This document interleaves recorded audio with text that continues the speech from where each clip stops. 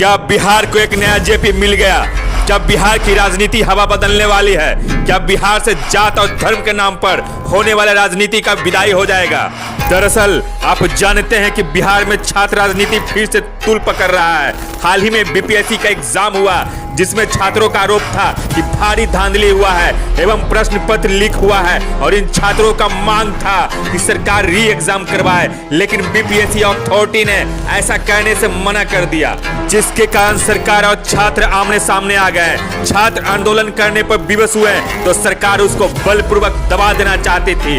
इसी क्रम में कभी छात्रों पर लाठीचार्ज हुई तो कभी इस कड़कड़ाती ठंड में पानी का फुहारा छोड़ा गया, कभी छात्रों को उठाकर जेल भेज दिया गया, कभी जो शिक्षक छात्रों को प्रोत्साहित करने पहुंचते उसे भी नजरबंद कर दिया जाता, जिस कारण इस आंदोलन में युवा नेता और जन स्वराज के संस्थापक प्रशांत किशोर कूद पड़े और गांधी मैदान में आमरण अनशन पर बैठ गए। लेकिन सोमवार के सुबह में लगभग 4 बजे उनको बलपूर्वक वहां से उठाकर पहले एम्स ले जाया गया, उसके बाद पटना के विभिन्न स्थानों में घुमाया गया और उनके समर्थकों को भी नजरबंद कर दिया गया। कोर्ट ने उनको सशर्त बेल देने का फैसला सुनाया, जिसको प्रशांत किशोर ने सिरे से नकार दिया। उनका कहना था कि आप हमें जेल भेजिए या बिना शर्त के बेल दीजिए, जिसके कारण उनको जेल भेज दिया जाता है। लेकिन अचानक खबर आती है कि कोर्ट उनको बिना शर्त के बेल देने के लिए राजी हो गया, क्योंकि उन्होंने कहा था कि मैं जेल में भी अनशन पर ही रहूंगा, यानी कुछ खाना पीना नहीं खाऊंगा। अब देखना यह होगा कि प्रशांत किशोर आगे क्या करते हैं। लेकिन जिस प्रकार से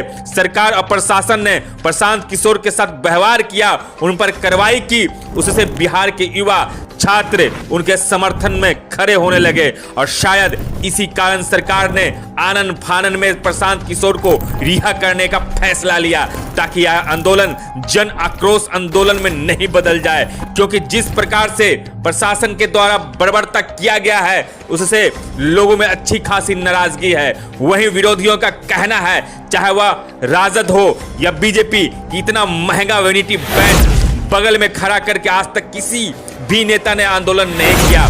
वहीं समर्थक कहते हैं ये पहला ऐसा नेता है जिन पर जातियों में लड़वाने का और दंगा करवाने का केस नहीं है, करप्शन का आरोप नहीं है। ये जो कुछ भी है अपने दम पर है।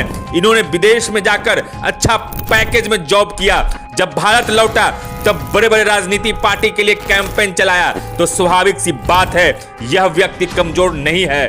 विरोधियों को मैं कहना चाहता हूं कि छात्र के लिए आंदोलन करना, आवाज उठाना अगर गलत है, अगर जुर्म है, तो मैं यह जुर्म बार बार करने के लिए तैयार हूं। वे आगे कहते हैं कि जिसे छात्रों की भविष्य का चिंता न होकर किसी नेता के वैनिटी वैन और उनके लाइफ स्टाइल का चिंता हो, वह नेता कम और जोकर ज्यादा है। जिसे मुद्दा ही नहीं पता है, जिसे जनता का समस्या ही नहीं पता है, उसे नेता होने का कोई अधिकार नहीं है।